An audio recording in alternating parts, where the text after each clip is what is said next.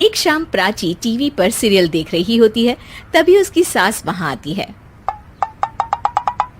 अरे सीरियल में तो ऐसे मग्न है जैसे आज रात का खाना पड़ोसी आकर बनाएंगे।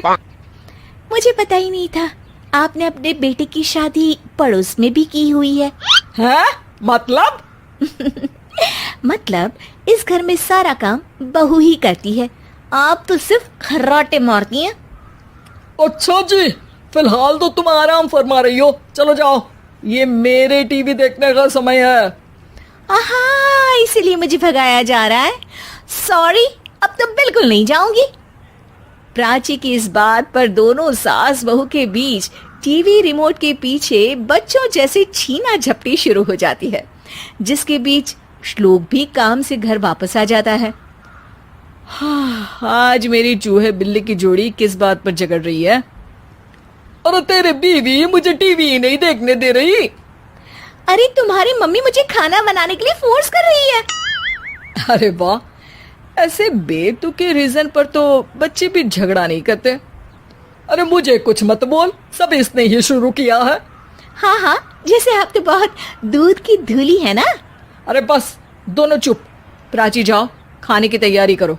और माँ तुम छोड़ो, तुम्हें क्या बोलूं, शांति से अपना सीरियल देखो, मुझे दोबारा लड़ने की आवाज सुनाई नहीं देनी चाहिए। ऐसा बोलकर श्लोक वहां से चला जाता है, जिसके पीछे पीछे प्राची भी कुछ न कुछ बड़बड़ाते हुए रसोई में चली जाती है। हाँ हाँ, सासू जी को तो कुछ बोलेंगे ही नहीं, बस मुझ पर ही हुक्म चलता है, खाना बनाओ, जैसे मैं इनके घर में खाना बनाने के लिए आई हूँ। इसी तरह शाम बीतती है और रात को श्लोक और प्राची की सास खाना खाकर सोने चले जाते हैं, लेकिन प्राची गुस्से में कुछ खाए बिना काम में ही लगी रहती है। इस घर में किसी को घंटा फिक्र नहीं पड़ता, मैं खाऊं या भूखी रहूं।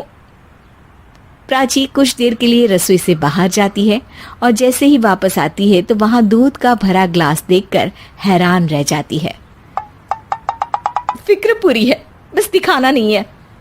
प्राची दूध पीकर सोने चली जाती है और अगली सुबह एक बार फिर सास बहू का कार्टून नेटवर्क स्टार्ट हो जाता है।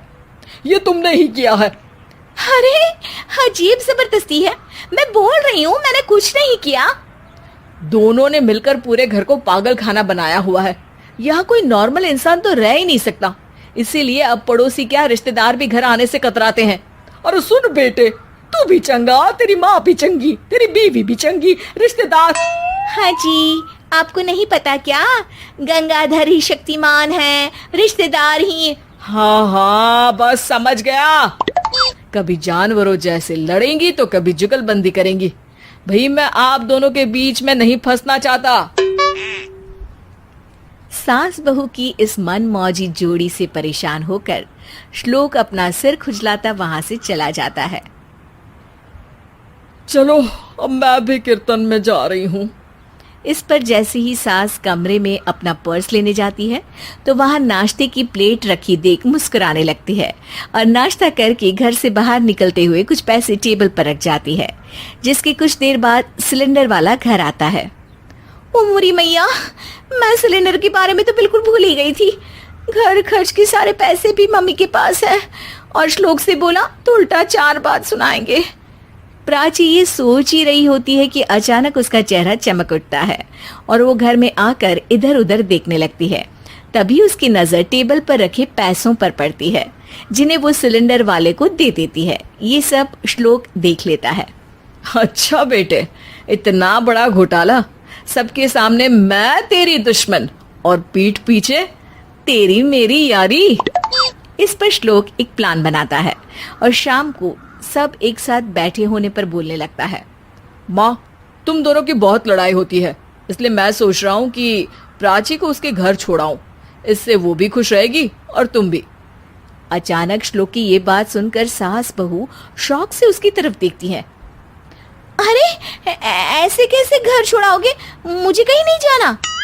अरे तुमने बोला नहीं पर मैंने सुन लिया, तुम्हें मम्मी के साथ रहना अच्छा नहीं लगता, मुझे पता है। अरे वाह, अरे जब बहू खुद कुछ काम बोले तो वो तुझे सुनता नहीं, और अब जो इसने बोला ही नहीं वो तू समझ गया। जब उसे नहीं जाना तो फिर जबरदस्ती क्यों कर रहा है? अच्छा, फिर आपको मौसी के घर छोड़ाता हूँ, बस अब आप दोनों एक घर में एक छत के नीचे नहीं रह सकती। मैं इस टॉम एंड जेरी की जोड़ी को और नहीं झेल सकता। है? ऐसे कैसे नहीं रह सकते? तुम्हें इतनी दिक्कत है तो तुम्हारा बोरिया बिस्तर पैक कर देती हूँ, लेकिन मम्मी जी कहीं नहीं जाएंगी। बिल्कुल यही सुनना था मुझे। अगर दोनों में इतना ही प्यार है फिर हर वक्त ये लड़ाई का नाटक क्यों करती हो? देखा मैंने कैसे माँ किचन में दूध रखती है और तुम उनके लिए कमरे में नाश्ता रखती हो, और कैसे वो पहले ही तुम्हारी दिक्कत समझकर घर में पैसे रखकर बाहर जाती है। अरे भाई, इतना ड्रामा तो डेली सोप में भी नहीं होता जितना तुम दोनों ने इस घर में फैलाया हुआ है। तू हमें टॉम एंड जेरी बोलता है ना, तो याद कर वो दोनों भी एक दूसरे को बाहर वालों की बुरी नजर से बचाने के लिए हमेशा सबके सामने लड़ते थे, लेकिन अकेले में दिक्कत के समय मदद भी तो करते थे। बस हमारा रिश्ता भी कुछ ऐसा ही है। और वैसे भी अगर सास बहू में तू मैं नहीं होती तो दुनिया वालों को कहानियां कैसे मिलेंगी?